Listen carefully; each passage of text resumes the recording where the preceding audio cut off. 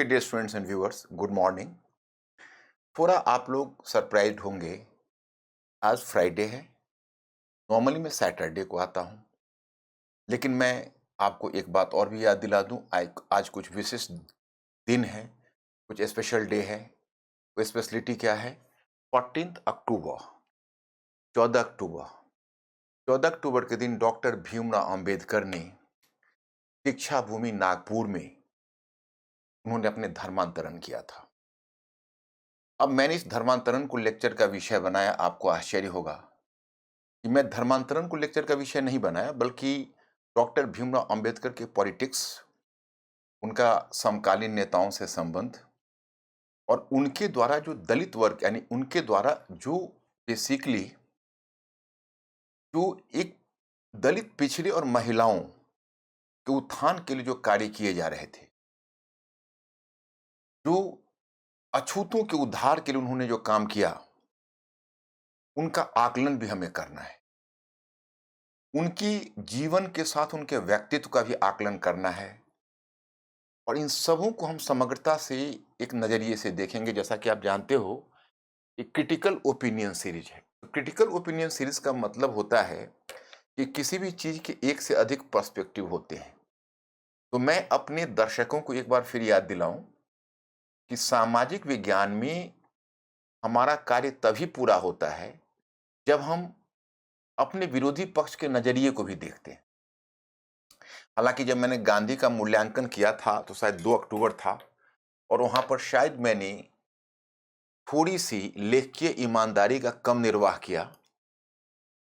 बाद में मेरे अपने ग्रुप ने बताया कि मेरे एक ऑडियंस महकमे से एक ये प्रश्न उठा कि सर, आपने गांधी जी के दूसरे पक्ष पर ध्यान नहीं दिया।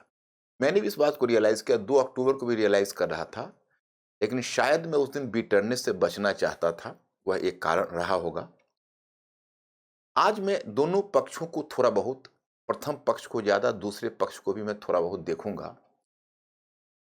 पहले मैं ये बात स्पष्ट कर दूं, जस्टिफिकेशन या रैशनल। आज के दिन इस लेक्चर को चुनने का की वजह क्या है? हमारे बहुत सारे दर्शकों में यह प्रश्न दिमाग में कौंध रहा होगा कि भाई, ये तो धर्मांतरण के जो कन्वर्जन हुआ, इसका तो 66 ईयर्स के लगभग हो गया, और इतने लंबे अंतराल के बाद ये 14 अक्टूबर का क्या प्रासंगिकता है? तो मैं अपने दर्शकों को, अपने स्टूडेंट्स को याद दिला दूं, यह यह मुद्दा फिलहाल चर्चा में आ चुकी है 2-3 कारणों से। अब तो आप जानते हैं कि हमेशा पुस्तक का भी सपोर्ट होता है।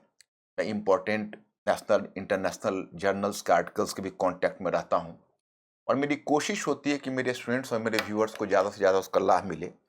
तो पहली बात मैं बताऊं कि पिछले पिछले वर्ष द लाइट ऑफ एशिया, हालांकि ये पुस्तक एडविन अर्नोल्ड का है, सॉरी नॉट पुस्तक, दैट इज अ पोएम है जो 1879 में रचित एक रचना है, एक कविता है इंग्लिश में, जो एडविन अर्नोल्ड एक बहुत बड़े स्कॉलर हैं उनका है। और पिछले वर्ष इस पर एक पुस्तक लिखकर जयराम रमेश ने इसे पुनः जीवित कर दिया। यह दिखाया कि कैसे बुद्धिज्म, यहाँ लाइट ऑफ एशिया पर काम उन्होंने जो किया है एडविन अर्नोल्ड ने, उसके केंद्र में है बुद्धा और बुद्धिज्म यानी बौद्ध पंथ। और बौद्ध पंथ ने भारत के किन किन महान व्यक्तित्वों पर प्रभाव डाला, जिसमें गांधी जी हैं, जिसमें स्वामी विवेकानंद सबसे पहले, एक अंगारिका, एक महत्वपूर्ण बुद्धिस्ट सेंट श्रीलंका के हैं, वो भी उसके प्रभाव में आए। और डॉक्टर भीमराव अंबेडकर की लाइब्रेरी में, उनकी पुस्तकालय में 2 पुस्तकें इस एडविन अर्नोल्ड की पोएम से संबंधित रखी गई थी, और उसमें डॉक्टर भीमराव अंबेडकर ने काफी इंटरेस्ट लिया था। वहां भी चर्चा के केंद्र में डॉक्टर भीमराव अंबेडकर और बुद्धिज्म रहा। तो पिछले वर्ष उन्होंने बहस छेड़ दी। अब इस वर्ष 2 और भी ऐसे कारण हुए जिसे मैं बताना चाहूंगा। एक फैक्टर है कि अभी हाल में एक सुप्रीम कोर्ट में कई पिटीशंस हुए जिसमें कहा गया कि जैसी एक समय था कि न्यू बुद्धिस्ट को, नव बौद्धवादी को, उससे पहले सिखों को जो एक एससी स्टेटस उसमें क्रिएट किया गया था, मतलब उसमें एक अनुसूचित जाति के की पहचान की गई, उस तरह की पहचान वर्तमान में ईसाई और मुस्लिमों में भी होनी चाहिए। ये पेटिशंस गया और इस पर संभवतः एक कमीशन भी बैठा है इस बात की जांच के लिए कि क्या ऐसी संभावना है और ऐसा किया जा सकता है, ऐसा फिजिबल है तो कि ईसाइयों में, क्रिश्चियंस में भी और मुसलमानों में भी, क्योंकि इनमें मैं आपको बता दूं मेरे बहुत सारे ऑडियंस हैं तो और स्टूडेंट्स हैं जो इस टेक्निकलिटीज को शायद, क्योंकि मैं मानकर चलता हूं कि नॉर्मली क्या होता है कि कॉमन नजरिए से इन बातों पर ध्यान नहीं जाता है। तो मैं पहले उन फाउंडेशनल चीज को स्पष्ट कर दूं जो आपकी इस लेक्चर की मीनिंग को और भी ज्यादा फोर्सफुल और क्लियर बना देगा। जैसे ही जब वैसे तो 1935 से ही प्रक्रिया शुरू हो गई थी, लेकिन जब भारत को आज़ादी मिली तो डॉक्टर भीमराव अंबेडकर ने भारत की जो वीकर सेक्शंस थे उसके लिए काफ़ी कैंपेनिंग किया। उसका नतीजा था कि 1950 के ऑर्डर के आधार पर एससी एसटी को रिजर्वेशन दिया गया और फिर उनको आरक्षित सीटें विधानमंडल में दी गई। ये 1950 में ये चीज स्थापित हुई। तो हुआ कि भाई ये तो जाति, ये तो सामाजिक पिछड़ेपन का द्योतक है, क्योंकि वो बड़ा ही इनह्यूमन एट्रोसिटीज में रहे हैं, उन पर बहुत सारे अमानवीय दुर्व्यवहार को झेला है पूरे इतिहास में। तो ये अनुसूचित जाति और अनुसूचित जाति तो खैर आप जानते हैं कि वो हिंदू समाज कहीं सबसे निचले पायदान पर या हिंदू समाज से में बहुत तिरस्कृत पायदान पर रहे थे। तो यह तय हुआ कि भाई इसमें अनुसूचित जाति को रखा जाए और जनजातीय वैसे भी सब सभ्य समाज से दूर रहे थे। उन्हें बहुत तरह के प्राकृतिक और मानवीय त्रासदी झेलनी पड़ी थी। इन दोनों के पिछड़ेपन को देखते हुए इन दोनों को विशेष सपोर्ट किया जाए। यह तय जो 1950 में हुआ, मैं आपको बताऊं तो इसकी अनुसूचित जनजाति तो कोई नहीं हो, तो ग्रुप ही अलग है जो कास्ट सिस्टम से अलग था।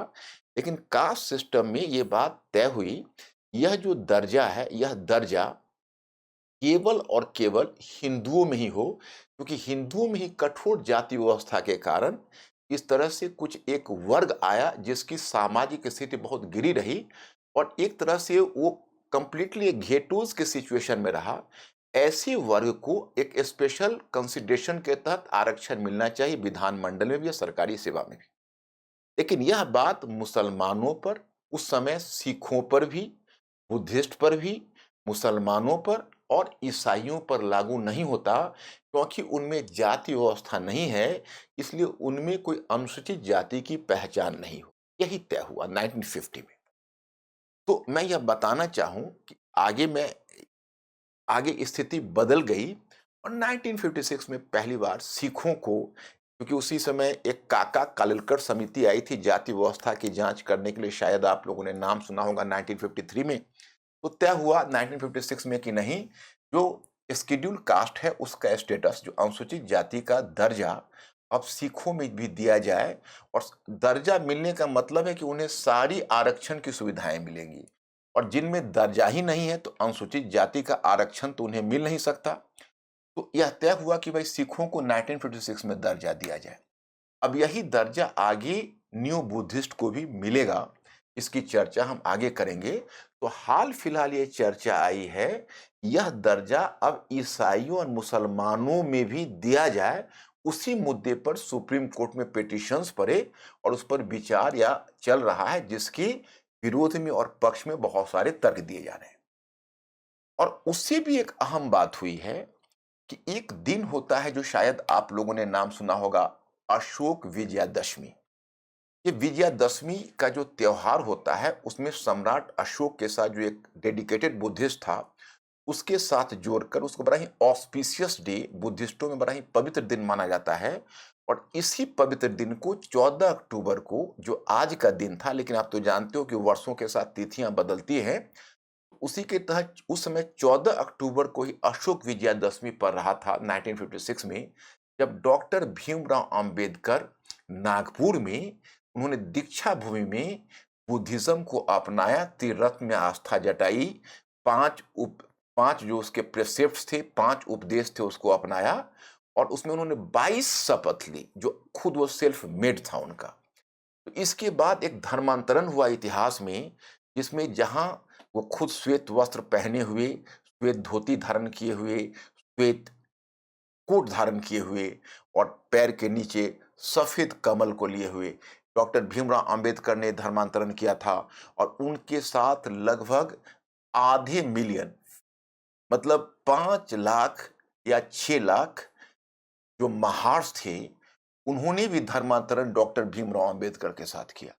वह चूंकि वह घटना हुई अशोक विजयादशमी के दिन, और वो घटना 14 अक्टूबर की थी। अभी वह अशोक विजयादशमी का दिन थोड़ा कंट्रोवर्सी में आ गया है। शायद आप लोगों को पता होगा कि अभी अभी आम आदमी पार्टी के एक मिनिस्टर को उनको रिजाइन देना पड़ा, वो कंट्रोवर्सी में आ गए।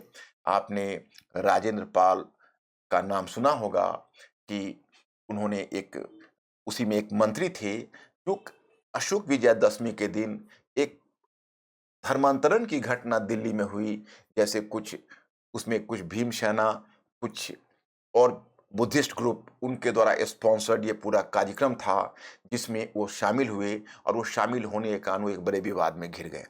ये 3 चीज़ों के कारण मैंने, पहली बात जयराम रमेश की पुस्तक, दूसरी बात कि सुप्रीम कोर्ट को पिटीशन पढ़ना जिसमें क्रिश्चियंस और मुस्लिम्स को एससी का दर्जा देने की बात, और तीसरा यही जो कंट्रोवर्सी अशोक विजयादशमी के दिन हुआ, इसी ने मेरा ध्यान आकर्षित किया कि भीमराव अंबेडकर के उस धर्मांतरण की घटना पर एक बार पुनर्विचार किया जाए कि कौन सी परिस्थिति। तो ये मुद्दा इसीलिए मेरे लिए इंपॉर्टेंट है। अब इसमें हमारे इस चर्चा का विषय क्या होगा, हमारा जो ये लेक्चर है उसका विषय क्या होगा। तो हम पहला विषय आपके सामने उठाएंगे कि why did doctor Bhimrao Ambedkar prefer to make a conversion. आखिर डॉक्टर भीमराव अंबेडकर को धर्मांतरण करने की जरूरत क्यों पड़ी, उनको हिंदू धर्म क्यों छोड़ना पड़ा, वो हिंदू धर्म को क्यों त्याग दिया, मेरा पहला प्रश्न होगा। दूसरा प्रश्न मैं यहां पर हल करना चाहूंगा कि जो धर्मांतरण है, वो धर्मांतरण का प्रोविजंस क्या है। खैर इस पर हम चर्चा करेंगे, लेकिन उससे बड़ा मुद्दा और उससे पहले मेरा एक दूसरा मुद्दा होगा कि आखिर डॉक्टर भीमराव अंबेडकर जब धर्मांतरण कर रहे थे, तो वो जाहिर है कि वो जाति व्यवस्था के कड़वेपन से बचना चाह रहे थे। वो कहीं न कहीं जाति पहचान को समाप्त करना चाह रहे थे, जिसके लिए वो जीवन पर्यंत संघर्ष किया था। तो आखिर उन्होंने बौद्ध पंथ को क्यों चुना? उन्होंने बौद्ध पंथ को क्यों चुना? उन्होंने वहां पर एक दूसरे पंथ को क्यों नहीं चुना? वो चाहते तो उनके पास चॉइस था, ईसाई पंथ भी था उनके सामने, इस्लाम भी था। तो ईसाई इस्लाम आदि को रहते हुए सिखिज्म भी था, सिख पंथ था, बल्कि पहला आकर्षण उनका सिख पंथ की तरफ हुआ। उन्हें छोड़कर वो बौद्ध पंथ को क्यों चुना? और तीसरा मुद्दा हम डिस्कस करना चाहेंगे कि आखिर जब उन्होंने धर्मांतरण होता है, तो धर्मांतरण में एससी स्टेटस केवल हिंदुओं को क्यों प्राप्त है? और चौथा मुद्दा हम इसमें डिस्कस करना चाहेंगे कि आखिर जब ये एससी स्टेटस बाकी समूह को हिंदुस्तान में क्यों नहीं मिला है। और पांचवा और अंतिम मुद्दा मैं डिस्कस करना चाहूंगा कि क्या महाराष्ट्र ने जब धर्मांतरण किया तो उनकी स्थिति सुधरी। तो चलिए पहली बात पर आते हैं, पहला मुद्दा, डॉक्टर अंबेडकर अंबेडकर को धर्मांतरण की जरूरत क्यों? धर्मांतरण की जरूरत क्यों?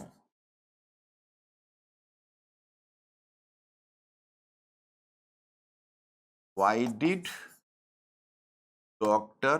Ambedkar prefer this conversion? Why did doctor Ambedkar prefer this conversion? आखिर उन्होंने इस कन्वर्जन को क्यों पसंद किया? देखिए, इसमें आपको 2 तरह के मत मिलेंगे। एक तरफ कुछ उनके पक्षधर हैं, कुछ उनके विरोध में भी बोलते हैं। लेकिन पहले हम इस वर्जन को देखिए कि डॉक्टर भीमराव अंबेडकर को कष्ट क्या था, उनको समस्या क्या थी, वो किन बातों से नाराज थे, किन बातों से उन्हें परेशानी थी, और इस कारण से उन्होंने धर्म को त्यागना उचित समझा या धर्म को ही त्याग दिया। तो मैं आपको बताऊं कि एक्चुअली बचपन से बचपन से जो करवापन उन्होंने झेला, उसे कोई एक अछूत श्रेणी से आया हुआ इंसान ही महसूस कर सकता है कि कितनी अमानवीय स्थिति से गुजरना पड़ा। मैं आपको बताऊँगा कि अभी ये बुक है, हालाँकि इनकी निष्पक्षता पर हो सकता है आपको कुछ शक हो, क्योंकि इन खास पार्टी से एफ़िलिएटेड है और अभी तो उस पार्टी के अध्यक्ष पद के लिए भी संघर्ष कर रहे हैं। इसलिए आपको थोड़ी-सी उसमें डाउट हो सकता है और यह है शशि थरूर और इन्होंने एक लिखा है अंबेडकर अलाइव। लेकिन याद रखिए, शशि थरूर एक पॉलिटिकल लीडर होने के साथ-साथ एक इंटेलेक्चुअल भी है और ये बुक इन्होंने इसी वीक में ये बुक आई है और यह बुक मैंने 3-4 दिन पहले लेकर और एक राउंड इस बुक को पढ़ा। मुझे इम्प्रेसिव बुक लगी डॉक्टर भीमराव अंबेडकर के ऊपर। क्योंकि इन्होंने बहुत हद तक, मैंने शब्द का प्रयोग किया है बहुत हद तक, क्योंकि आप जानते ही हो कि सोशल साइंस में कंप्लीट निष्पक्षता तो संभव नहीं है। बहुत हद तक इन्होंने निष्पक्षता बनाने की कोशिश की है। इन्होंने एक वाकया बताया है डॉक्टर भीमराव अंबेडकर के विषय में जिसको पढ़कर मेरी आँखों से आँसू गिर गए। इन्होंने कहा कि देखिए, हालाँकि मैं पहले दूसरे सोर्स से जानता था, लेकिन बहुत क्रमबद्ध ढंग से इन्होंने बताया कि कोरेगाँव में उनके पिताजी, जो जिनका नाम आप आपने इनके पिताजी के बारे में जाना होगा, वो अंबेडकर का टाइटल उनको नहीं था, उनको सकपाल का टाइटल था। इसलिए रामजी मुलोजी सकपाल उनका नाम था और वो एक आर्मी सर्विस में थे। वह एक मिलिट्री सर्विस में थे, क्योंकि जो महार जाति जिससे डॉक्टर अंबेडकर के परिवार संबद्ध थे, वो बेसिकली मार्शल रेस थे, लड़ाकू जाति थे। पहले ये महार्स मराठों की सेना में काम करते थे, लेकिन बाद में कुछ जातिगत मुद्दों के कारण जब उनको उस सेना से बाहर होना पड़ा, तब उन्होंने ब्रिटिश की सेना ज्वाइन कर ली। तो वो ब्रिटिश सोल्जर्स, उनके पिताजी ब्रिटिश सोल्जर्स के रूप में काम कर रहे थे। उनके दादाजी मुलूजी सकपाल थे, वो भी रहे थे। तो अब उनका जो पिताजी हैं, वो पिताजी उस समय कोरेगांव में कार्यरत थे और डॉक्टर अंबेडकर का जन्म 1891 में हुआ था, तो 9 वर्ष का उनकी आयु थी। इसका मतलब 1900 ईस्वी की ये घटना है और कोरेगांव में पिताजी थे और वो यहाँ से पिताजी से मिलने जा रहे थे। पहली बार जीवन में ट्रेन में बैठने जा रहे थे, तो काफ़ी एक्साइटेड थे और पिताजी को एक पत्र लिखा कि हम अमुक तारीख को आएँगे, पिताजी आप स्टेशन पर लेने आइएगा। उनके साथ उनका भाई था और एक और भी उनका कज़न ब्रदर था। ये 3 लोग थे। जब वो ट्रेन पर बैठे काफ़ी एक्साइटेड, बड़े उत्साह में गए, जब उतरे तो वहाँ देखे पिताजी नहीं थे, क्योंकि पिताजी को चिट्ठी मिली ही नहीं थी and he was not aware about his arrival. तो जब पिताजी को ये पता नहीं था और स्टेशन पर वो करीब 1.5 घंटे तक वेट करते रहे, वैसे एक संस्कारी पुरुष देखने से लगते संस्कारी बच्चा, लेकिन कुछ लोग पहले आकर्षित भी हुए, हेल्प भी करना चाहा, लेकिन जिस ही समय पता चला ये महार्स हैं, बस सभी लोगों ने उनसे दूरी बना ली। अब वो स्टेशन से बाहर आते हैं तो कई बैलगाड़ियाँ वाले हैं, जो वो कार्ट्स चलाते हैं और उनका वो भाड़े पर चलाते हैं। उनको ग्राहकों की तलाश है। कम से कम 10 गाड़ियाँ वहाँ खाली पड़ी हुई हैं और जब डॉक्टर भीमराव अंबेडकर ने एक को हायर करना चाहा, तो सभी गाड़ी वालों ने मना कर दिया। अब जहाँ पर उनके पिता का डेस्टिनेशन था, वो काफ़ी दूर था। वो पैदल नहीं जा सकते थे और पैदल जाते तो काफ़ी विलंब होता और काफ़ी स्ट्रेसफुल भी होता, चूँकि उम्र उनकी वैसी नहीं थी। अंत में एक गाड़ी वाले को जब दुगुना पैसा देना स्वीकार किया, डबल भाड़े, तो डबल फेट के बाद वो तैयार हुए, ले तो गए, लेकिन गाड़ी वाले खुद गाड़ी पर नहीं बैठे, वो गाड़ी के साथ नीचे चलते रहे और डॉक्टर भीमराव अंबेडकर उनके भाइयों को ऊपर बैठा और मना कर दिया कि तुम नीचे मत उतरना। और यहाँ से जब रास्ते में चलते हुए जा रहे थे, तो इन लोगों को बहुत प्यास लगी हुई थी। लेकिन वो आस-पास वाले उनको पानी नहीं दे सकते थे, क्योंकि अगर इनको पानी देते, तो वो स्वयं छूत हो जाते। ये घटना इन्होंने, शशि थरूर ने इसको मेंशन किया है। और प्यासे और बड़े ही अ, थके-हारे अंत में अपने पिता से ये मिले। ये घटना पहली। दूसरे, यह उनका सौभाग्य था कि उनको स्कूली शिक्षा शुरू में मिली थी। क्योंकि वो सौभाग्य की बात मैं इसलिए कह रहा, देखिए, क्योंकि उस समय अछूत श्रेणी के लोगों के लिए पाठशाला में पढ़ना अपने आप में बहुत बड़ा एडवेंचर था, बहुत बड़ा साहसिक कार्य था। आप जानते हैं कौन-सी परिस्थिति थी जो उनको पढ़ने का अवसर मिला? उनके पिताजी आर्मी में थे और आर्मी के बच्चों को अनपढ़ नहीं रखा जाता था। उनको स्कूल की सुविधा अवश्य दी जाती थी। इसीलिए उनको स्कूल की सुविधा मिली। लेकिन बाकी बच्चों से दूर बाहर बरामदे पर बैठना, कॉमन जहाँ पर सवर्ण लोग पानी पीते हैं, उस टैप में पानी नहीं पीना, जिस दिन चपरासी आता उनको पानी पहले ही मुहैया करवा देता, लेकिन वो अपने घर से अपना बिस्तर लेके आते जिस पर वो बैठते, क्योंकि उसका प्यून सवर्ण थे और वह इनके बिस्तर को नहीं छू सकते थे। और अगर जिस दिन वो प्यून नहीं आते उस दिन उनको प्यासे रह जाना होता। जब एक बार उन्होंने धोखे से कॉमन टैप से पानी पीना चाहा, तो उन्हें बहुत तगड़ा पनिशमेंट मिला था। अब आप समझ लें कि जिसने बच्चे में इतनी जहालत झेली है, जाति व्यवस्था के प्रति उसका क्या दृष्टिकोण होगा। ये बचपन की बात बता रहा हूँ। इतना ही नहीं, खैर स्कूली शिक्षा पूरी हुई। 1913 तक उन्होंने 10th किया। उसके बाद उन्होंने 12th किया और फिर उन्होंने, अब उच्च शिक्षा के लिए तो पढ़ना उनके लिए संभव नहीं था। पिताजी भी रिटायर्ड हो चुके थे, रिटायरमेंट के पैसे थे। और भी लाइफ में, अपने पर्सनल लाइफ में भी कुछ उतार-चढ़ाव आया। माता तो बहुत पहले गुज़र गई थीं और उनके पिताजी थे, उनका भी व्यवहार में थोड़ा-सा इनको कुछ बदलाव लगा। इन द मीन टाइम इनको एक अवसर मिला कि ये एक केलुस्कर इनके लिए भगवान बनकर आए। कहीं देखा गार्ड पार्क में, ये बच्चा पढ़ने में बहुत लगन है इसको, तो थोड़ा अपनी तरफ से कुछ पुस्तक वगैरह की भेंट भी उनको देते थे। और सबसे बड़ी बात हुई कि बड़ौदा के गायकवाड़ शासक थे, उनका नाम था सर सायाजी राव गायकवाड़। तो उन्होंने घोषणा की हुई थी कि हम इस तरह के अछूत बच्चों को पढ़ने का अवसर देंगे और अपनी तरफ से फ्री एजुकेशन प्रोवाइड करेंगे। तो वही सायाजी गायकवाड़ के पास के केलुस्कर ने इनके पैगाम को और इनके मुद्दे को पहुंचाया और वहां सायाजी गायकवाड़ ने इन्हें स्वीकार करके वह सुविधाएं प्रदान की और वही इनको बड़ौदा का स्कॉलरशिप मिला। उसके बाद इनकी शिक्षा आगे चलने लगी। बहुत संघर्ष के बाद पढ़ा। And you will surprise to know that he was the most qualified person in India. वो इंडिया में सबसे शिक्षित व्यक्ति के रूप में स्थापित हुए। अब क्योंकि उस समय आप देखोगे 2-2 माने वर्ल्ड के 2 टॉप मोस्ट यूनिवर्सिटीज़ में उनकी शिक्षा हुई। वो कोलंबिया यूनिवर्सिटी अमेरिका में उन्होंने लॉ किया था और उन्होंने दिल्ली स्कूल ऑफ इकोनॉमिक्स से उन्होंने पीएचडी किया था। अब बताइए, sorry, London school of economics से उन्होंने पीएचडी किया था और कोलंबिया और लंदन ये दोनों के प्रोडक्ट थे। अब आप समझ सकते हैं कि उन्होंने कितनी शिद्दत से शिक्षा पाई और वहाँ भी बहुत ही मेधावी छात्र में उनकी गणना होती थी। वहाँ जब अपने क्लास में थे तो बड़े ही अव्वल थे। उनके जो भी उनके संपर्क में आए, उनकी मेहनत, उनके कठिन परिश्रम और उनकी प्रतिभा के वो कायल हो गए। तो ये अपने आप में बहुत बड़ी चीज़। सच पूछिए तो मुझे अगर बुक्स पढ़ने की प्रेरणा मिलती है तो डॉक्टर भीमराव अंबेडकर से ही मिलती है। मैं आपको बताऊं कि जैसे मैं जब कोई लेक्चर देता हूं अधिकतर, तो आपको पुस्तक बताता हूं और पुस्तक कुछ दिखाता हूं। कई बार मेरे जो जानने वाले हैं कमेंट्स करते हैं कि मैं बहुत ज़्यादा पुस्तक पढ़ता हूं, लेकिन मैं बहुत ज़्यादा पुस्तक नहीं पढ़ता हूं। ये मिनिमम है। किसी भी जो स्कॉलरली नॉलेज जो चाहता है उसके लिए जो लेटेस्ट टच में है वो रहना आवश्यक है। क्योंकि हम बच्चों के बीच जाते हैं तो बच्चों को तो बहुत कम बताना पड़ता है, क्योंकि हमारे सिविल सर्विसेज में जितनी ज़रूरतें होती है उतनी ही। क्योंकि मैं फ्रीलांस यूनिवर्सिटी में तो हूँ नहीं, मैं तो सिविल सर्विसेज का कोच हूँ। तो वहाँ पर उनको बहुत अ, एक तरह से मैनिपुलेट करके डालना पड़ता है बहुत सारे ज्ञान को, लेकिन ज्ञान तो उनको आवश्यक है। सिविल सर्विसेज में भी अगर आपको लेटेस्ट पुस्तक का टच हो, तो डेफ़िनिटली आपके मार्क्स काफ़ी एनहांस होते हैं। तो मैं इस बात के अपने स्टूडेंट्स के खातिर भी करता हूँ। लेकिन जब मैं डॉक्टर भीमराव अंबेडकर के बारे में जाना कि उनकी लाइब्रेरी में पहले 8,000 पुस्तकें थी, तो बड़े आश्चर्य की बात है।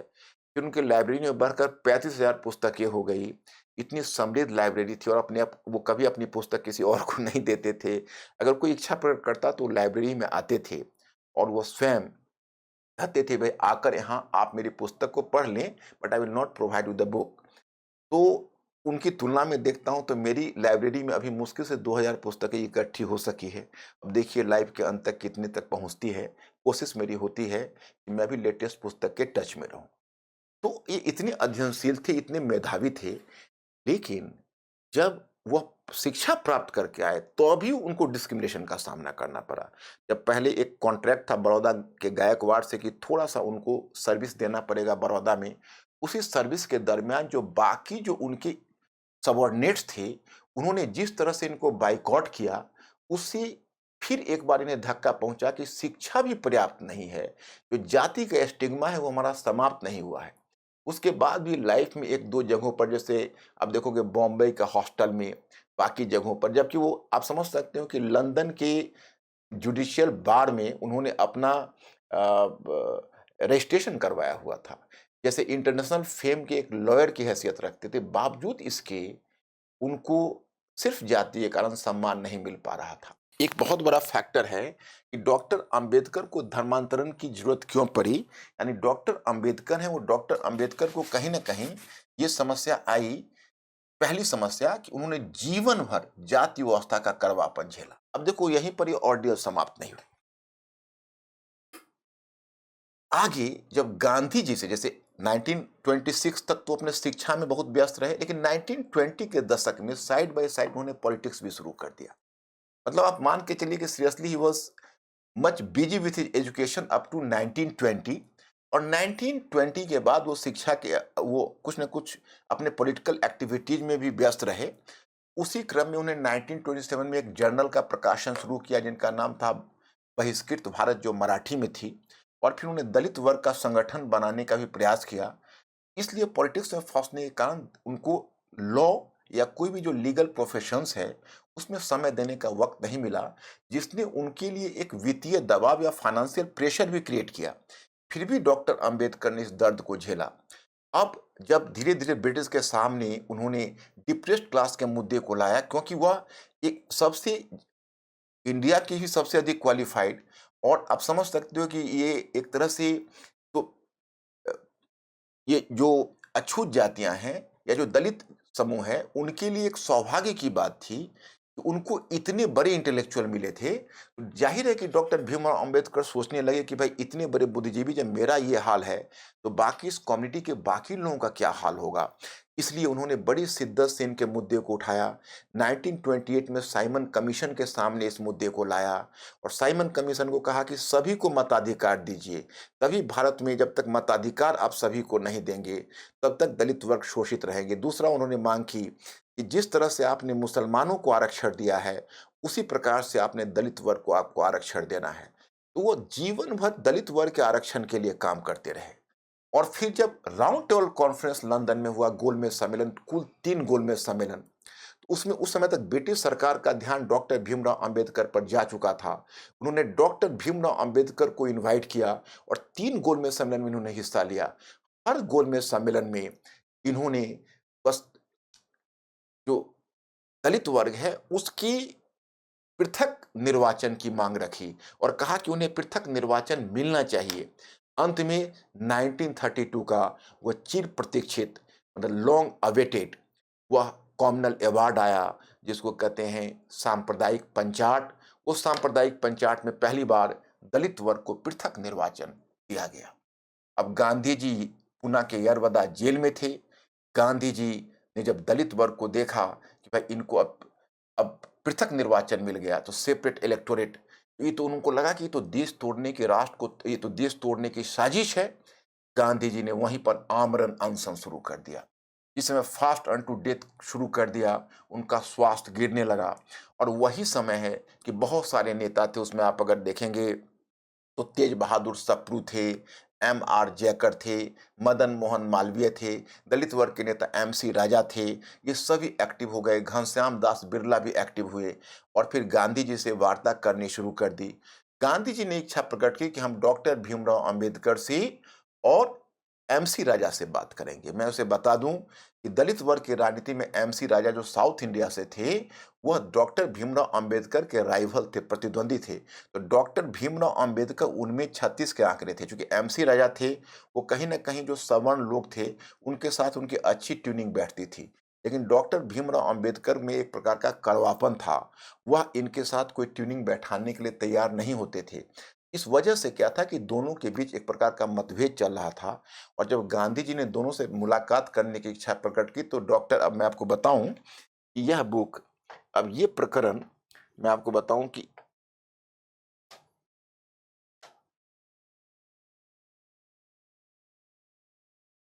एक बुक मैं यहाँ पर लाना भूल गया। एक्चुअली एक पुस्तक है और वो पुस्तक बेसिकली गांधी जी के ऊपर, इन्होंने, आपने रामचंद्र गुहा का पुस्तक पढ़ा होगा कि how did change the India Gandhi.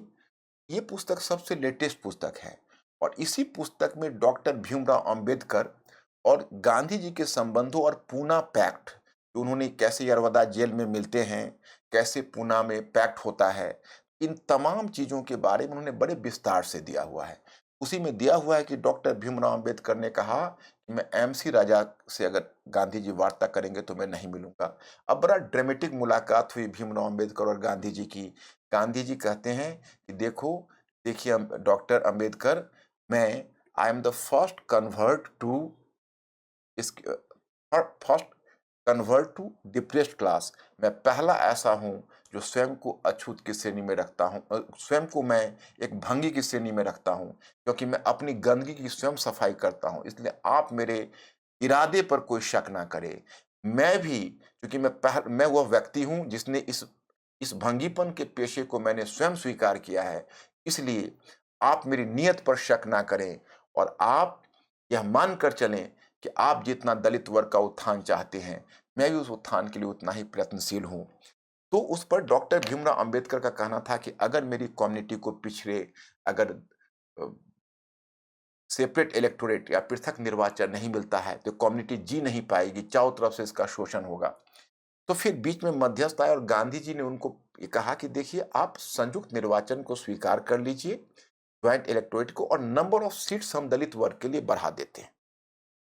अब अगर मेरे वो पाठक, वो जो ऑडियंस हैं, जो ये संयुक्त निर्वाचन और पृथक निर्वाचन के अलगाव को अगर नहीं समझ पा रहे होंगे या थोड़ा अगर उसमें कन्फ्यूजन होगा तो मैं उसको क्लियर कर दूं। जैसे जो संयुक्त निर्वाचन होता है उसमें क्या होता है कि उम्मीदवार तो किसी खास समूह से होता है, किसी आरक्षित समूह से होता है, परंतु वोटर्स कॉमन होते हैं। और पृथक निर्वाचन में कि जिस आरक्षित समूह से उम्मीदवार होते हैं, कैंडिडेट होते हैं, उसी आरक्षित समूह से वोटर्स होते हैं। इन दोनों के बीच यही बड़ा फासला होता है। गांधी जी ने कहा कि देखिए, हम आपकी सीटों को बढ़ा देंगे। अंत में फिर डॉक्टर घनश्याम दास बिरला, अ, उसके बाद आप देखेंगे तेज बहादुर सप्रू, एम आर जयकर, मदन मोहन मालवीय, इन सब की मध्यस्थता के बीच यह तय हुआ 71 से 148 सीटें दलित वर्ग को मिलेगी।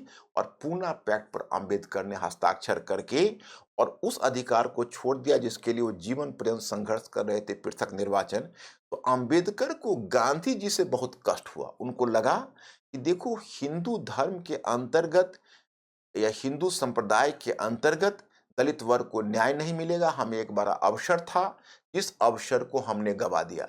अगर आप भारत के पर्सपेक्टिव से और गांधी जी के पर्सपेक्टिव से देखेंगे तो यह एक जायज कदम था, क्योंकि भारतीय समाज या भारतीय देश को तोड़ने की एक साजिश थी ब्रिटिश के द्वारा, और अंबेडकर कहीं ना कहीं उसको स्वीकार कर रहे थे। तो अगर गांधी जी ने एक कदम उठाया तो गांधी जी के इस कदम को अगर हम नेशनल इंटरेस्ट में देखा जाए तो सही माना जाएगा। लेकिन डॉक्टर भीमराव अंबेडकर के या दलित वर्ग के पर्सपेक्टिव से देखा जाए तो गांधी जी का यह कदम कहीं ना कहीं लगता है कि एक ओवर बियरिंग बिहेवियर है जो ऊपर से थोपा गया है। तो दोनों के बीच मुख्य रूप से आप इसी तरह का अंतर देखेंगे। अब यहाँ पर आपको जिज्ञासा होगी, भाई अगर यह कदम उठाया गया तो इससे क्या, इसका रिपरकशन हुआ, किस प्रकार से इसका प्रभाव हुआ। तो डॉक्टर भीमराव अंबेडकर गांधी जी को कभी इस बात के लिए माफ नहीं कर सके। एंड उन्होंने एक बुक लिखी बाद में 1955, इस घटना के 13 वर्षों के बाद, कि what Gandhi and what the Congress and the Gandhi did to untouchables. और इस पुस्तक में उन्होंने बताया कि गांधी जी की जो अहिंसा है वो वर्स्ट प्रकार की हिंसा है, क्योंकि लोगों को उस बात को करने के लिए दबाव डाला जाता है जिसे करने की आत्मा उसे गवारा नहीं करती। तो ये इससे डॉक्टर भीमराव अंबेडकर में गांधी जी के प्रति, कांग्रेस के प्रति और सामान्यतः हिंदू संप्रदाय के प्रति एक प्रकार का कड़वापन आ गया। क्योंकि वैसे भी गांधी जी और डॉक्टर अंबेडकर में विचारों का कई प्रकार का मतभेद चल रहा था।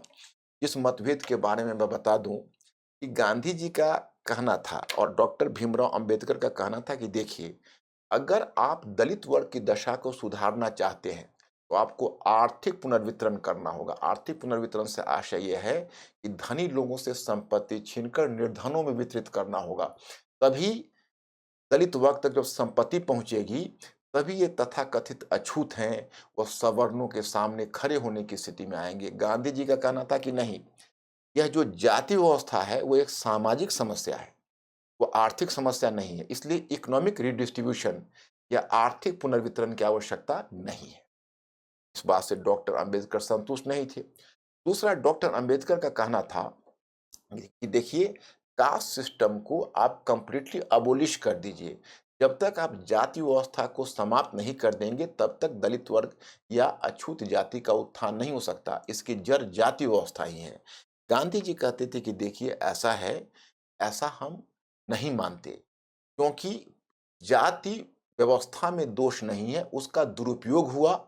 उसमें जो वर्तमान में जाति व्यवस्था या अछूत पद्धति दिखती है, वो कहीं न कहीं एक डिस्टॉर्शन है, कहीं न कहीं तोड़-मरोड़ है। जो ओरिजिनल वर्ण व्यवस्था थी, उसमें पेशे के आधार पर वर्ण था, पेशे के आधार पर वर्ण बदलता रहता था। अगर वह पद्धति कायम रहे तो उसमें कोई दोष नहीं, इसलिए जाति व्यवस्था को तोड़ने की आवश्यकता नहीं है। डॉक्टर अंबेडकर संतुष्ट नहीं थे। फिर डॉक्टर अंबेडकर चाहते थे कि हम दलित वर्ग में जुझारूपन लाकर इस जाति व्यवस्था का समाधान ढूंढें। गांधी जी का कहना था नहीं, क्योंकि उनका ये कहना था कि अगर हम ऐसा करते हैं, इससे समाज में टकराहट होगी, समाज में तनाव होगा, तो बजाय दलित वर्ग में जुझारूपन लाने के, हम क्यों ना सवर्णों में करुणा का भाव, में कंपैशन, सेंस ऑफ कंपैशन जागृत करें, तो दलित वर्ग के उत्थान के लिए स्वयं सामने आए। यह भी था। फिर एक मुद्दा यह था कि जो डॉक्टर भीमराव अंबेडकर थे, उनका कहना था कि दलित वर्ग के उत्थान के लिए उनका आरक्षण आवश्यक है। गांधी जी कहते थे कि नहीं, आरक्षण समाज में अस्थायी विभाजन को जन्म देगा, इसलिए आरक्षण लाने की जरूरत नहीं है। सबसे बेहतर उपाय यही है कि आप दलित वर्ग के उत्थान के लिए आप काम करते रहिए, परंतु उसके लिए सीटों को आरक्षित करने की आवश्यकता नहीं। तो इस बात से डॉक्टर अंबेडकर बिल्कुल सहमत नहीं थे। और last but not the list, आप कह सकते हैं कि दोनों का कार्य करने का तरीका भी अलग था। Doctor Bhimrao Ambedkar parliamentarian politics में विश्वास करते थे, वो संविधानवादी थे।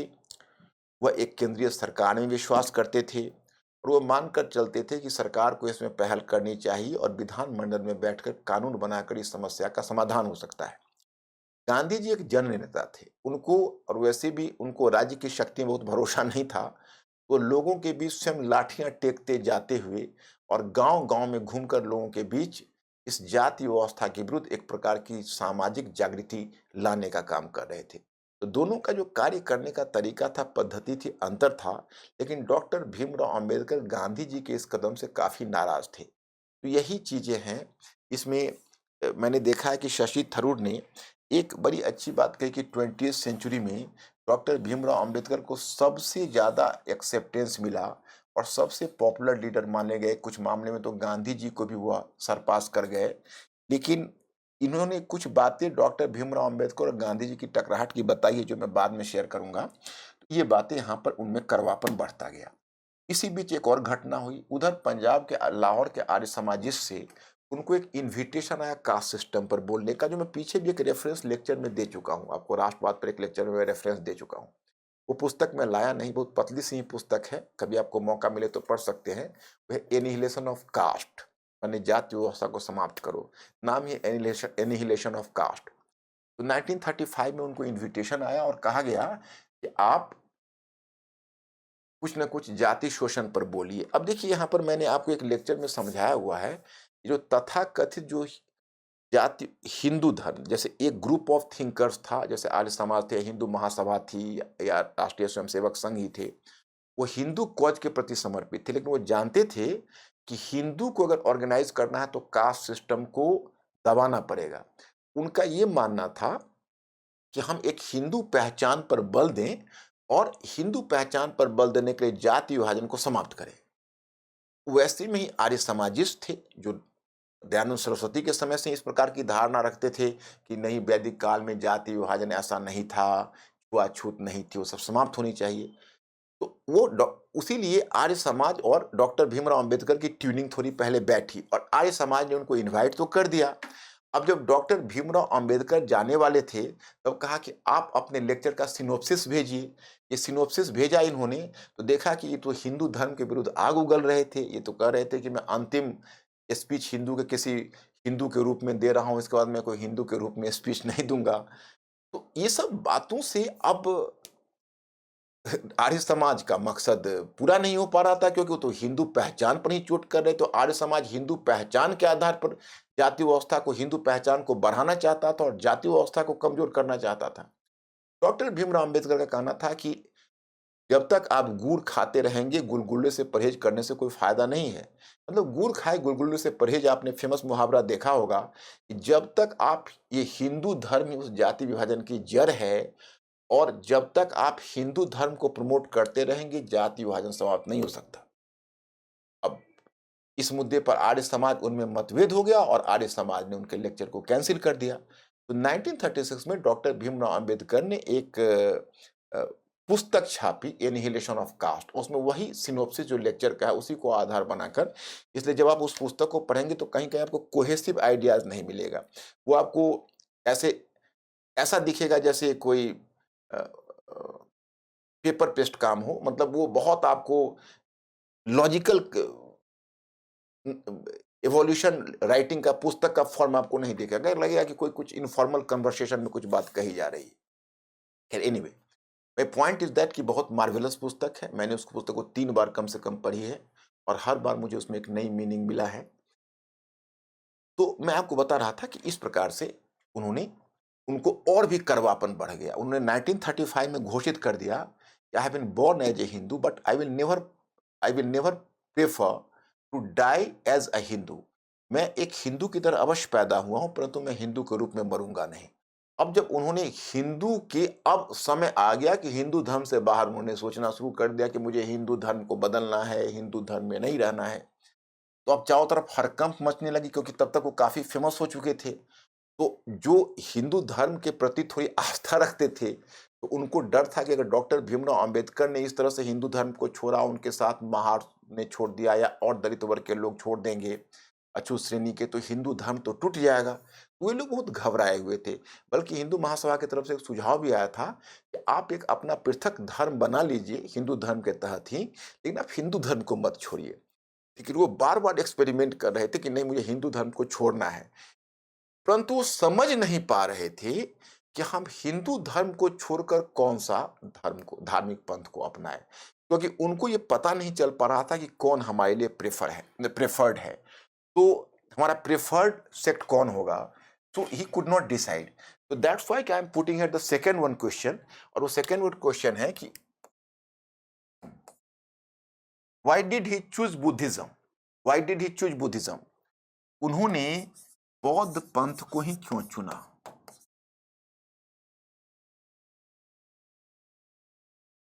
उन्होंने बौद्ध पंथ को ही क्यों चुना।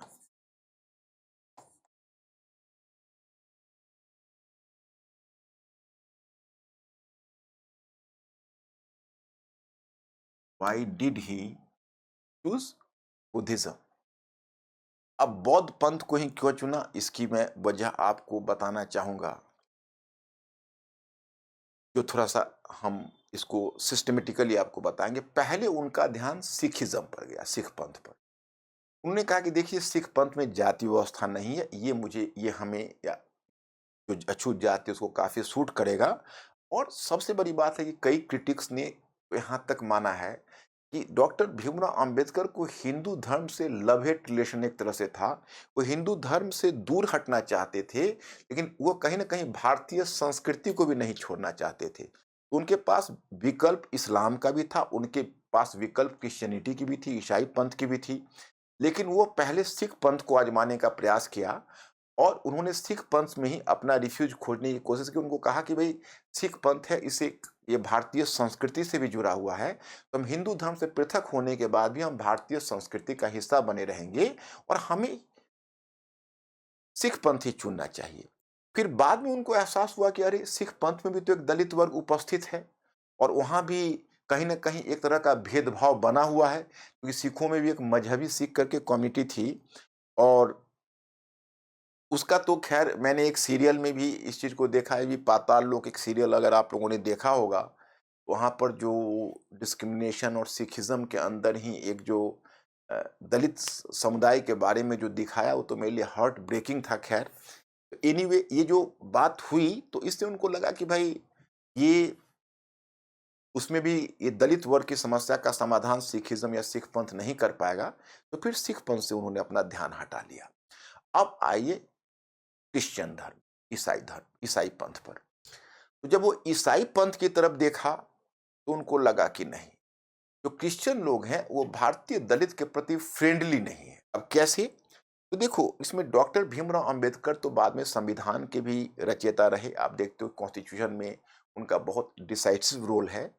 तो उसमें उन्होंने, जो डॉक्टर भीमराव अंबेडकर हैं, तो उन्होंने 3 चीज़ों पर बहुत बल दिया है। आपने गौर किया होगा कॉन्स्टिट्यूशन में प्रिएम्बल में लिबर्टी, इक्वालिटी, ये 2 टर्म तो है। फ्रैटर्निटी शब्द को सबसे महत्वपूर्ण मानते हैं। वो कहते हैं कि आप किसी को लिबर्टी दें और इक्वालिटी देंगे, तो उसके लिए अगर आप लीगल प्रोविजंस भी करते हैं, यानी आप मेरी बात को समझना, जैसे उनका ये कहना है कि उसके लिए आप कोई वैधानिक प्रावधान लाते हो कि भाई जो किसी की स्वतंत्रता का उल्लंघन करेगा उसको वो दंड मिलेगा और किसी की समानता का उल्लंघन होने पर यह सजा होगी। उससे काम नहीं चलेगा, क्योंकि आप लिबर्टी इक्वालिटी को इन्फोर्स करने के लिए प्रत्येक व्यक्ति को एक पुलिसमैन तो नहीं दे सकते। आपकी लिबर्टी इक्वालिटी तभी रहेगी जब फ्रैटर्निटी उसको स्वीकार करे, बंधुत्व। और बंधुत्व आता है समूह से, जो समूह आपको दिल से मानता है। तो उनका मानना था कि भाई क्रिश्चियनिटी में फ्रैटर्निटी नहीं मिलेगी, और फ्रैटर्निटी नहीं मिलेगी तो हम दलित वर्ग के उत्थान की परिकल्पना नहीं कर सकते। दूसरा है, उन्हें अच्छा खासा समय कोलंबिया में गुजारा था, वहाँ पर अमेरिका में गुजारा था, यूएसए में। उन्होंने यूएसए में देखा कि वहाँ जो ब्लैक लोग थे और ब्लैक लोगों के साथ जो नाइंसाफ़ी हुई, उसमें क्रिश्चियंस लोगों ने भी उस इंसाफ़ी में रहे, नाइंसाफ़ी में रहे, और उन्होंने भी ब्लैक लोगों के साथ कोई जस्टिस नहीं की। उनको लगा कि जब यूएसए में इन्होंने, क्रिश्चियंस ने ब्लैक लोगों के साथ जस्टिस नहीं की, तो फिर इंडिया में वो दलित के साथ क्या कर पाएँगे, तो उन्होंने वहाँ से ध्यान हटा लिया। अब आती है इस्लाम।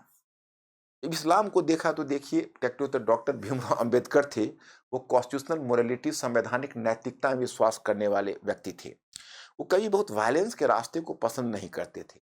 उनको इस्लाम में कहीं न कहीं एक कल्चर ऑफ वायलेंस लगा, एक कल्चर ऑफ वायलेंस लगा, और उनको लगा कि भाई वहाँ पर थोड़ा-सा वायलेंस है, और सबसे बड़ी चीज़ है कि थोड़ा उनको जबरन धर्मांतरण जैसी चीज़ भी दिखी। जैसे संजोग ऐसा हुआ कि पार्टीशन ऑफ इंडिया हुआ, विभाजन के बाद, और उनको लॉ मंत्री का, विधि मंत्री का पद मिला हुआ था। तो उनको सूचना मिली कि बहुत सारे यहाँ से जो दलित वर्ग के, वहाँ पर पाकिस्तान में ही जो दलित वर्ग के लोग थे, जो अछूत श्रेणी के, उनको जबरन इस्लाम में धर्मांतरित करवाया जा रहा है।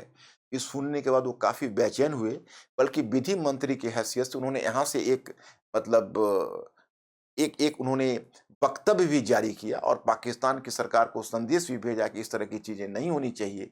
तो विधि मंत्री के पद पर वो वहाँ पर कहीं न कहीं अछूत जाति के कल्याण के मुद्दे को उठा चुके थे, और पाकिस्तान की असलियत को देख चुके थे। इस कारण से उनको इस्लाम में धर्मांतरण करने की, इसके अलावा भी है, जैसे इसके अलावा ही माना जाता है कि बुद्धिज़्म को ज़्यादा रैशनल बाद में समझने लगे। इन तीनों के बाद, अगर तीनों मुद्दों को, सिखिज़्म पर पहले उसकी सीमा समझी, फिर उन्होंने क्रिश्चियनिटी और इस्लाम में बहुत ज़्यादा रिफ्यूज़ नहीं पाया। इन कारणों से अब उनका आगे क्या होने वाला है बुद्धिज़्म का, उसकी चर्चा आगे करेंगे। फिलहाल इस बहस को आगे बढ़ाते हैं। यहाँ पर तक तो बिटरनेस आ ही चुका था। आपको देखता है जाति-पाति तोरक मंडल, एक आर्य समाजिस्टों ने बनाया था जाति-पाति तोरक मंडल। 1935 में जो उनको स्पीच नहीं देने दिया, और 1936 में उन्होंने एनिहिलेशन ऑफ कास्ट लिखी। अब आगे कहानी बढ़ती है कि डॉक्टर भीमराव अंबेडकर को फिर 1942 में उन्होंने एक all India untouchables federation, Akhil Bharatiya अछूत फेडरेशन का गठन किया, और पॉलिटिक्स में ही सक्रिय रहे। लेकिन मैं एक बात बताऊं कि डॉक्टर भीमराव अंबेडकर के कड़वेपन को बढ़ने का एक बड़ा कारण यह था कि डॉक्टर भीमराव अंबेडकर को हमेशा चुनावी विफलता मिली। 1946 का चुनाव लड़े, तो उस चुनाव में मैं आपको बताऊं कि तब तो 19 सीटें आरक्षित हो चुकी थी दलित वर्ग के लिए। आपको पता होना चाहिए 1935 ऑनवर्ड्स। तो दलित वर्ग के लिए जो सीटें आरक्षित थी, जैसे आपको तो पता ही है कि पृथक निर्वाचन नहीं था। पृथक निर्वाचन को तो खैर गांधी जी ने अ, परिवर्तित करवा दिया था, लेकिन संयुक्त निर्वाचन में ये सीटें तो उनकी आरक्षित थी। आरक्षित सीटों पर चुनाव लड़े तो उनको आश्चर्य हुआ कि कुल 151 सीटों में 141 सीटें कांग्रेस को मिली, और उधर कांग्रेस के एक प्रवक्ता थे बाबू जगजीवन राम। वो बाबू जगजीवन राम ज़्यादा प्रभावशाली सिद्ध हुए और अधिकांश सीटें ले ली, और डॉक्टर भीमराव अंबेडकर को सबसे बड़ी झटका ये लगा कि नॉर्थ बॉम्बे के सीट से वो स्वयं हार गए और उनके कैंडिडेट्स मुश्किल से जीत पाए। तो अब वो कैंडिडेट्स जीत पाए, तो अब इन बातों से आप समझ सकते हो कि डॉक्टर भीमराव अंबेडकर को कितना कष्ट हुआ होगा। इस कारण से उनके जीवन में कड़वापन का स्वाद और भी बढ़ता गया, क्योंकि ये घटना और भी उनके लिए कष्ट देने वाली थी। खैर चलिए, अब 1946 के बाद संविधान सभा का गठन होना है। 9 दिसंबर 1946 को संविधान सभा की पहली बैठक होनी है। तो कांग्रेस ने उनको फिर बॉम्बे सीट प्रदान की।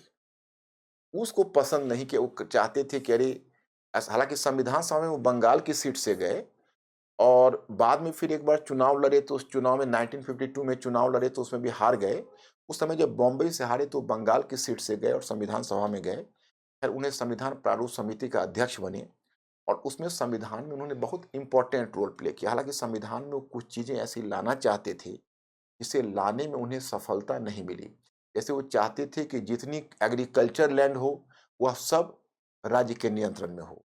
जितने उद्योग हों, वो राज्य के नियंत्रण में हो। और वो चाहते थे एजुकेशन और हेल्थ भी should be under state control, राज्य के नियंत्रण में हो। लेकिन वो जितने भी प्रस्ताव लाए उसको संविधान सभा ने अमेंडमेंट कर दिया।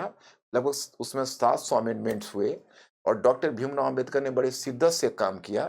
तो कुछ चीज़ें तो मन मुताबिक हुई, कुछ नहीं हुई और ये बहुत ही नेचुरल है। जब कोई कलेक्टिव एफर्ट्स है उसमें एक इंडिविजुअल की बात तो नहीं चल सकती। तो उसमें ये बातें परिवर्तित होकर आई, लेकिन वो कुछ उनके जो सुझाव थे वो बहुत व्यावहारिक थे, जिनका अनुपालन नहीं हुआ। इस तरह से संविधान सभा का ही बहुत अच्छा अनुभव नहीं रहा। मैं सबसे आपको उनका कड़वा अनुभव बताऊं जो हिंदू कोड बिल पर आया। पहले बात हुई यूनिफॉर्म सिविल कोड की। यूनिफॉर्म सिविल कोड की बात हुई तो यूनिफॉर्म सिविल कोड को व्यावहारिक रूप में कठिनाई मानी गई कि नहीं, यूनिफॉर्म सिविल कोड नहीं हो सकता, सहमति नहीं बन पाई। तो अंत में उसको रख दिया गया directive principles of state policy में, राज्य के नीति निर्देशक तत्व में। और फिर उसको अब इस बात को लाया गया कि अब हिंदुओं के लिए एक अलग हिंदू कोड बिल बने। अब हिंदुओं के लिए भी इसलिए आवश्यक था कि अलग-अलग जातियाँ थी, अलग-अलग ट्राइब्स थे, अलग-अलग क्षेत्र थे, उनके भी अपने अलग-अलग कानून थे। उन कानून के होने से क्या होता था, अब हिंदुओं में भी सहमति होना मुश्किल होता था किसी मुद्दे पर, तो हुआ कि चलो एक हिंदू कोड बिल बनाते हैं और वो हिंदू कोड बिल के आधार पर आखिर हम सारे कुछ को हिंदुओं का कम से कम जो अपना कोड ऑफ कंडक्ट होगा वो अलग होगा। वही जो कोड बिल बन रहा था उसमें डॉक्टर भीमराव अंबेडकर का सुझाव था कि वो महिलाओं को फ्री डाइवोर्स का अधिकार और इक्वल प्रॉपर्टी के राइट्स को लेकर आगे बढ़े। और मैं आपको बताऊं कि इस राइट को लेकर पंडित जवाहरलाल नेहरू भी आगे बढ़ रहे थे डॉक्टर भीमराव अंबेडकर के साथ, दोनों के बीच सहमति थी। जब ये मुद्दा आगे बढ़ा तो हिंदुवादी संगठन का विरोध तो छोड़िए, यह विरोध कांग्रेस के दिग्गज नेताओं की तरफ से आने लगा। यह स्वयं डॉक्टर राजेंद्र प्रसाद जैसे जो उस समय इतने दिग्गज नेता थे, उनकी तरफ से भी विरोध आना लगा कि भाई ये तो हिंदू जो जॉइंट फैमिली है टूट जाएगी ऐसे में, और ऐसे में तो उनकी प्रॉपर्टी खतरे में पड़ जाएगी। तो अब स्थिति यह आई कि अगस्त में ये प्रस्ताव फिर 1951 तक ये बात खिंचती हुई चली गई। 1951 के अगस्त तक खिंचती चली गई और उस समय मैं आपको बताऊं कि नेहरू जी ने, मतलब पंडित नेहरू के अंतर्गत सितंबर 1946 में एक अंतरिम सरकार बनी थी और फिर स्वतंत्रता के बाद भी एक अंतरिम सरकार बनी थी। उसमें क्या है कि जब नेहरू ने अपनी पहली सरकार बनाई थी, तो पहली सरकार में उन्होंने विधि मंत्री का पद डॉक्टर भीमराव अंबेडकर को दिया था। और डॉक्टर भीमराव अंबेडकर ने जब एक बार चुनाव, उस समय उन्होंने मंत्री का, विधि मंत्री का पद दिया था और डॉक्टर भीमराव अंबेडकर विधि मंत्री के पद पर अच्छे ढंग से काम कर रहे थे और विधि मंत्री की हैसियत से ही उन्होंने हिंदू कोड बिल लाया था। अब जब हिंदू कोड बिल को लागू करने की बात हुई या उसको आगे बढ़ाने की बात हुई तो विरोध शुरू हो गया। तो डॉक्टर भीमराव अंबेडकर पंडित जवाहरलाल नेहरू से उम्मीद करते थे कि वो उनके साथ खड़े होंगे। तब तक तो अगस्त में उन्होंने पंडित नेहरू को लिखा कि आप इसको इमीडिएट लागू करवाइए। तो पंडित नेहरू ने कहा कि हाँ, मैं कोशिश करता हूँ और उन्होंने तुरंत सितंबर 1951 की बात मैं बता रहा हूँ कि सितंबर 1951 में उन्होंने, जैसा कि ये लिखते हैं शशि थरूर, उन्होंने कांग्रेस पार्लियामेंट्री बोर्ड की बैठक बुलाई और वो बैठक बुलाकर उन्होंने यह कहा कि जो आप लोग जरा सहमति दिखाएं तो मैं शीघ्रता से हिंदू कोड बिल को लागू कर दूं। तो पार्लियामेंट्रियन बोर्ड ने मना कर दिया। उसने कहा कि देखिए अभी खतरे से खाली नहीं है, क्योंकि दिसंबर जनवरी में चुनाव होने वाला था और वो पहला चुनाव भारत का होता, उनका कहना वो भी एडल्ट यूनिवर्सल एडल्ट सफरेज सार्वत्रिक व्यस्त मताधिकार के आधार पर, और उस चुनाव में हिंदुओं का वोट हमें नहीं मिल पाएगा और हम चुनाव में पिट जाएंगे। इस बात से being a prime minister Nehru डर गए, नेहरू थोड़ा ठिठक गए। इसी बात पर डॉक्टर भीमराव अंबेडकर को गहरा झटका लगा और डॉक्टर भीमराव अंबेडकर ने तुरंत इस मुद्दे को उठाया और विधि मंत्री के पद से रिजाइन कर दिया। जब विधि मंत्री के पद से रिजाइन कर दिया तो फिर और बिटरनेस उसके बाद बढ़ गया, क्योंकि उनका डिप्टी स्पीकर ने उनको बोलने का अवसर नहीं दिया, क्योंकि कहा कि आप पहले सिनोप्सिस, उसकी भी अपनी एक अलग कहानी है जिसमें मैं आपको नहीं उलझाना चाहूंगा। तो मैंने कुल मिलाकर 52 तक उनका बिटरनेस काफी बढ़ गया, और जब वह आम चुनाव में शामिल हुए तो उनकी पार्टी जो थी वो बुरी तरह हार गई उसमें, और फिर एक बार कांग्रेस को मतलब दलित वर्ग की सीटें मिल गई, मैंने एससी की सीटें कांग्रेस को मिल गई ज्यादातर। डॉक्टर बाबू जगजीवन राम कहीं ज्यादा सक्सेसफुल रहे और डॉक्टर भीमराव अंबेडकर भी चुनाव हार गए। इन बातों से डॉक्टर भीमराव अंबेडकर को का करवापन और भी बहुत ज्यादा बढ़ गया। हिंदू कोड बिल ने हिंदुओं पर से उनकी आस्था और भी हिला दी, और अंत में उन्होंने सोचा बुद्धम शरणम गच्छामि, और फिर उन्होंने कहा अब देखिए, अब जब हिंदू कम्युनिटी छोड़ने की बात थी तो मैं एक बुक का रेफरेंस आपको देना चाहूंगा। हालांकि ये बुक मैंने 2-3 वर्ष पहले खरीदी थी, और यह बुक है रिपब्लिक ऑफ रिलीजियन। एक है अभिनव चंद्रचूड़, बड़ा ही निकषता या बड़ा ही प्रोग्रेसिव लॉयर है, बहुत ही यंग है, but he is really brilliant. इनका मैंने और भी एक, जैसे एक रिपब्लिक ऑफ रेटोरिक भी मैंने पढ़ा था। इन्होंने एक दो मुद्दे पर ध्यान आकर्षित किया जिस पर पहले मेरा ध्यान नहीं था। So I am just indebted to him, तो इसलिए मैं उनके कुछ बातों को यहाँ पर शेयर करना चाहूंगा। जैसे देखिए, तो डॉक्टर, जैसे इनका 2-3 बातें कहना है। इनका कहना है कि देखिए, बेसिकली इन्होंने यह तर्क दिया है इसमें कि जो एससी का दर्जा है केवल हिंदू धर्म में था, 1950 में लागू हुआ था। 1956 में उसको सिखिज्म तक भी एक्सटेंड करने की कोशिश की गई और एक्सटेंड कर दिया गया कि भाई ठीक है, सिख पंथ में भी एक दलित वर्ग की पहचान हो, वहां भी एक एससी की पहचान दी गई। इसका मतलब है कि आरक्षण का लाभ उनको भी मिलेगा। तो डॉक्टर भीमराव अंबेडकर शुरू में अगर सिख पंथ में आना चाहते थे तो कहीं ना कहीं उनको उम्मीद थी कि आरक्षण का लाभ सिख पंथ को मिलेगा भविष्य में। लेकिन जो ईसाई पंथ है और इस्लाम पंथ है उन्हें तो आरक्षण का लाभ मिलना नहीं था, और बुद्धिस्ट को भी नहीं मिलना था।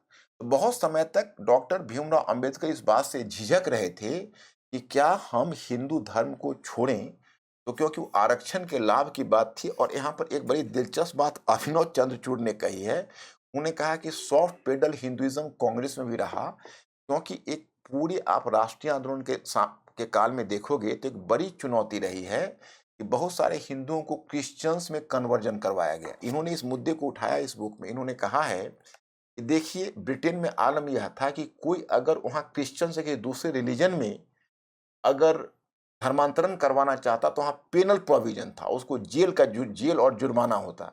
और इंडिया में खुली रूप से क्रिश्चियन मिशनरी लोगों को कन्वर्ट करवा रहे थे। तो स्वतंत्रता के बाद जो नया संविधान लागू हुआ उसमें एक सॉफ्ट पेडल हिंदुइज्म यह आ गया, अब हिंदू धर्म को छोड़कर कोई अगर दूसरे धार्मिक पंथ में धर्मांतरण करता है वह उन फायदों से वंचित हो जाएगा,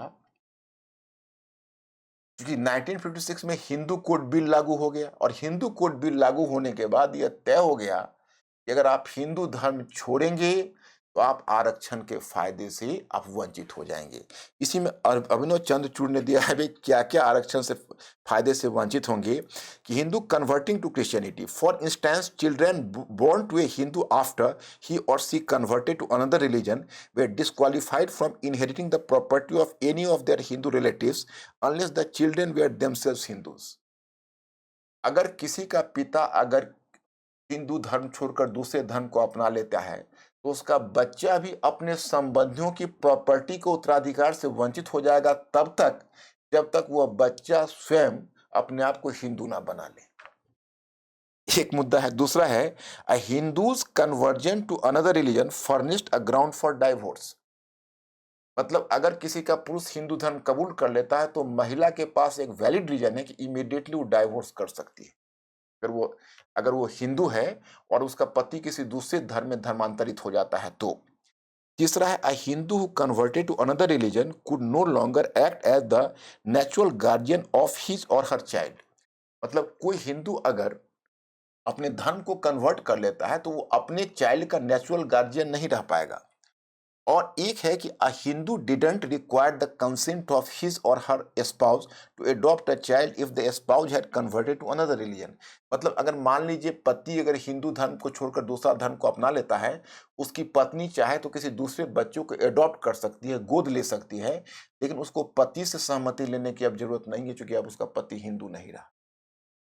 और fifth, a Hindu wife was entitled to live separately from her husband without forfeiting her right to claim maintenance if her husband had converted to another religion।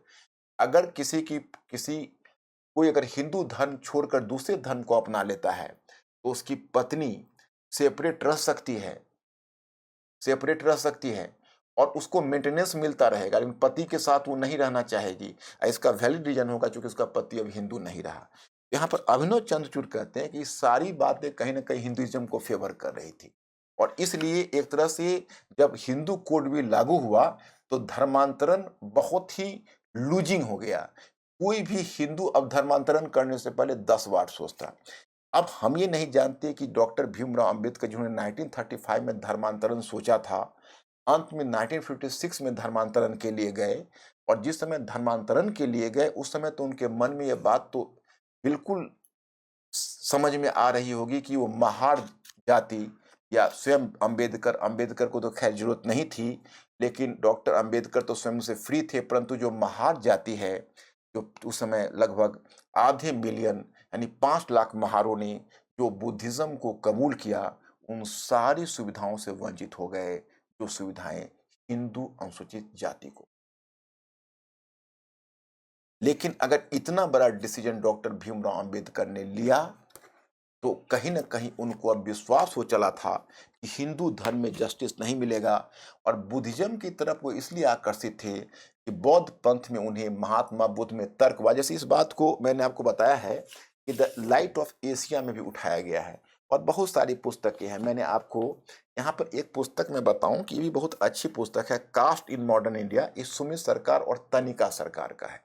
जैसे शशि थरूर वाली बुक में थोड़ा सा कहीं न कहीं एक हल्का सा पक्षपात दिखता है, लेकिन यह जो लेकिन बहुत कम, क्योंकि इसमें बहुत हद तक मैं क्रेडिट देता हूँ इस बात का शशि थरूर को कि बहुत हद तक न्यूट्रलिटी निभाया है। लेकिन सुमित सरकार और तनिका सरकार में थोड़ा बिटरनेस है, क्योंकि कांग्रेस को तो वो तरजीह देते नहीं है, इस वजह से इनमें थोड़ा सा ज्यादा खुलासा किया है।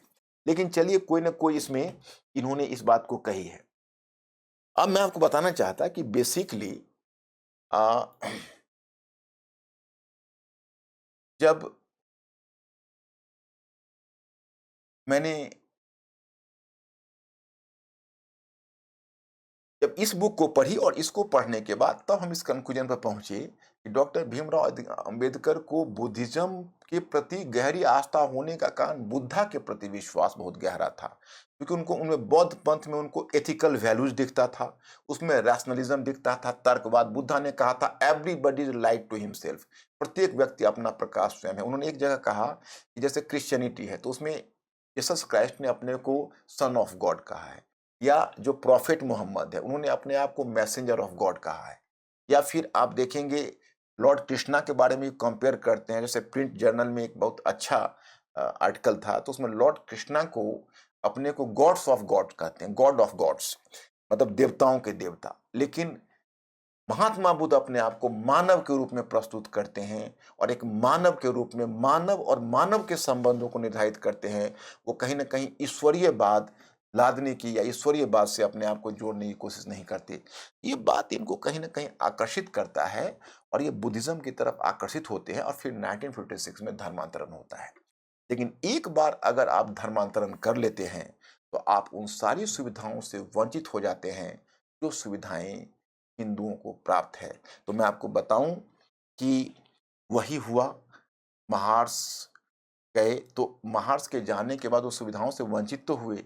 अंत में 1990 में फिर एक बार जो ऐसी ऐसी ऑर्डर है, प्रेसिडेंशियल ऑर्डर, उसमें फिर एक तब्दीली लाई गई, फिर एक अमेंडमेंट लाया गया 1990 में। जहाँ तक मुझे ध्यान है वो तो मेरे टाइम का की बात है, तो मुझे ध्यान है शायद विश्वनाथ प्रताप सिंह की सरकार थी उस समय, और उस समय वो चेंज एक अमेंडमेंट लाया गया और उसके बाद फिर 1990 में यह राइट अब नियो बुद्धिस्ट को भी दे दिया गया। क्योंकि जब उनको जो मैं आपको बताऊं कि जो डॉक्टर भीमराव अंबेडकर की पहल पर उन्होंने बौद्ध पंथ को कबूल किया था, वो कहलाए न्यू बुद्धिस्ट, नव बुद्धिस्ट। और भारत में अगर बुद्धिज्म जीवित है तो उसका एक बहुत बड़ा कारण महारों की संख्या भी है, क्योंकि पहले नॉर्थ ईस्ट में बहुत कम संख्या बच गई थी, लेकिन अब जब 5 लाख महारों ने कबूल किया, फिर कुछ बाद में भी उसमें कबूल हुआ, तो फिर इसके बाद उनकी संख्या फिर बढ़ गई। तो मैं आपको बता दूं, यह एक बहुत बड़ा टर्निंग पॉइंट आता है और डॉक्टर भीमराव अंबेडकर अंत में इसे धर्म को परिवर्तित कर लेते हैं। लेकिन वो धर्म, उनका कहना था कि देखो हमको महायान और हीनयान के विवाद में नहीं पड़ना है, इसलिए उन्होंने उनको एक नया नाम दिया, नवयान। नवयान मतलब ना तो महायान है न हीनयान है। उन्होंने उसको एक तरह से सोशल लिबरेशन से जोड़ा, वह अछूत जाति के सोशल लिबरेशन से, एससी के सोशल लिबरेशन से। तो अब यहाँ पर दो बातें हैं कि 1990 में महारों को यह सुविधा एक्सटेंड हुई, लेकिन अब जो ये मुद्दा आया है कि क्या यह ईसाइयों को और मुसलमानों को होना चाहिए, तो अभिनव चंद्रचूड़ जो लिखते हैं तो कहते हैं कि हिंदू धर्म के प्रति एक शटल झुकाव लिए हुए है। तो जब यह मुद्दा आया तो इस विचार के कि क्या ईसाई पंथ को भी और इस्लाम को भी मिलना चाहिए, इसमें तर्क दिया जाता है उसके अगेंस्ट में कि नहीं, क्योंकि उनमें जाति व्यवस्था नहीं है। और फिर एक तर्क यह भी दिया गया कि इस्लाम और ईसाई पंथ ये दोनों इंटरनेशनल रिलीजन है, वो ग्लोबल रिलीजन है। अगर भारत में जाति के आधार पर यहाँ आरक्षण दिया जाता है तो फिर दुनिया में इस बात की चर्चा होगी और फिर दुनिया में इस बात का की आलोचना होगी कि भाई एक ऐसे धर्म में जहाँ जाति व्यवस्था नहीं है, जबरन जाति व्यवस्था खोजने की कोशिश की जा रही है। लेकिन मैं व्यक्तिगत तौर पर आपको कहना चाहता, ये तर्क मुझे बहुत अपील इसलिए नहीं कर रहा क्योंकि जब अ, मंडल कमीशन आया था, तो मंडल कमीशन के बाद कहीं न कहीं एक मंडल कमीशन के आगमन के बाद तो फिर एक तब्दीली तो देखने को मिली ही, ओबीसी कैटेगरी तो आ ही गई। और ओबीसी कैटेगरी एक बार आ जाती है तो फिर दलित वर्ग की कैटेगरी, ऐसी कैटेगरी आने से इस तरह की आलोचना क्यों होगी और कैसे होगी। दूसरी बात है कि हमें यह भी ध्यान रखना चाहिए कि इससे पहले रंगनाथ मिश्रा कमीशन का जो रिकमेंडेशन था या सच्चर कमीशन का रिकमेंडेशन था, उसने भी ये बात कही थी। और तीसरी बात यह कही थी कि दुनिया में इस्लाम जाति पहचान को मिटाने का जो भी दावा कर ले, लेकिन सच्चाई यह है कि जब भारत में इस्लाम का आगमन हुआ तो स्वयं यहाँ का जो इस्लामी जो मुस्लिम जनसंख्या वो जाति के रूप में ढल गई।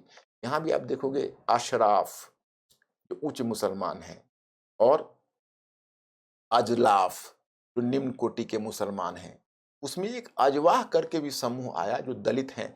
जो दलित जिसमें भी गए, क्रिश्चियंस में गए या इस्लाम में गए, उनके साथ जस्टिस नहीं हुआ। और आपको मैं बताऊं कि जैसे जो दलित इधर से उधर गए वो व्यवहार में दलित ही रह गए, मतलब उनके साथ अगर एक अछूतों जैसा ही व्यवहार होता रह गया। इसलिए ऐसा मान लेना कि वहां पर बिल्कुल ही इवन डिस्ट्रीब्यूशन है, वो तार्किक नहीं है। लेकिन यह तो सुप्रीम कोर्ट और गवर्नमेंट की अथॉरिटी है, इसमें हम कुछ कह नहीं सकते। लेकिन ऐसा भारत की भूमि पर चाहे जो भी हो, वह जाति व्यवस्था के दबाव से नहीं बच सकता और ना ही अछूत की संकल्पना से बच सका। इसलिए मुझे लगता है कि इस पर थोड़ा सा ब्रॉड कंटेक्स्ट में इस पर विचार होना चाहिए, but it was the domain of judiciary, so I can say nothing here. तो यह बात हुई। अब लास्ट मेरा प्रश्न यह होगा, क्या क्या जब महारों ने बौद्ध पंथ को कबूल किया, तो महारों ने बौद्ध पंथ को कबूल किया, तो क्या इससे महारों को जस्टिस मिला, उनका उद्देश्य पूरा हुआ? तो मैं यहाँ पर बताना चाहूँगा कि उद्देश्य पूरा नहीं हुआ, क्योंकि वहाँ जाने के बाद भी उनकी स्थिति में कोई व्यापक चेंज नहीं हुआ। हाँ, आज आधुनिकता के प्रकाश में 21st सेंचुरी में और सामाजिक आंदोलन के कारण वैसे भी जो अछूत जैसी संकल्पना है वो बहुत हद तक मिटी है। हमारे संविधान में भी इसका लीगल प्रोविजन है, तो लोग अब डेयर नहीं करते, इसके लिए सजा का भी प्रावधान है। इसलिए बहुत कुछ बदलाव आया है, लेकिन बुद्धिज्म को कबूल करने से कोई मेजर चेंज ऐसा तो हमें नहीं दिखता है। और बाकी है कि अगर यह लोकलाइज्ड एक्सपेरिमेंट रह गया सिर्फ महार के सेंस में, लेकिन भारत के जो अन्य क्षेत्रों के जो एससी कैटेगरी के लोग थे, वह इक्वली बुद्धिज्म की तरफ वैसा आकर्षित नहीं हुए। तो इस लिहाजन हम ऐसा देखते हैं। अब चलिए last but not the list, कि भाई डॉक्टर भीमराव अंबेडकर ने केवल अछूत जाति की समस्या को ही नहीं उठाया, एससी की समस्या को ही नहीं उठाया, उन्होंने महिलाओं, एसटी, जितनी भी वीकर सेक्शन ऑफ सोसाइटी है, सबकी समस्या को उठाया। वैसे भी पता हो मेरे स्टूडेंट्स और व्यूअर्स को, एक टर्म आता है ब्राह्मणिक पैट्रियार्की, और जैसा कि उमा चक्रवर्ती कहती हैं कि मंडल आयोग के एजिटेशन के बाद यह टर्म आ गया है। इस टर्म को हम कहते हैं ब्राह्मणिक पैट्रियार्की, यानी ब्राह्मणवादी पितृसत्तावाद। इसमें होता क्या है कि जो निम्न जाति को एक्सप्लॉइट करते हैं वही महिलाओं को भी एक्सप्लॉइट करते हैं। तो महिला और निम्न जाति के लोग दोनों पीड़ित हैं इक्वली, और कहीं न कहीं महिलाओं की दशा का संबंध जाति विभाजन के साथ होता है। इसलिए दोनों को अलग-अलग करके नहीं देख सकते। इसलिए चाहे वो ज्योतिबा फूले हों या डॉक्टर भीमराव अंबेडकर, जिन्होंने भी शोषित जाति की समस्या को उठाया, उन्होंने महिलाओं की। तो चलिए, डॉक्टर भीमराव अंबेडकर को हम लोगों ने याद किया। मैं नहीं चाहता कि आपका लेक्चर बड़ा हो और आप पर अनावश्यक दबाव पड़े। मोटे तौर पर मोटी बातें हम जान गए, और फिर आज मैं यहीं समाप्त करता हूँ। आपसे मिलता हूँ किसी दूसरे लेक्चर में किसी और दिन। Thank you very much. I will see you.